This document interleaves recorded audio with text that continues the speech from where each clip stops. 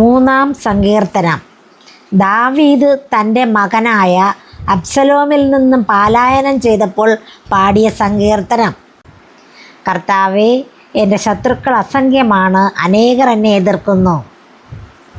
ദൈവം അവനെ സഹായിക്കുകയില്ല എന്ന് പലരും എന്നെക്കുറിച്ച് പറയുന്നു.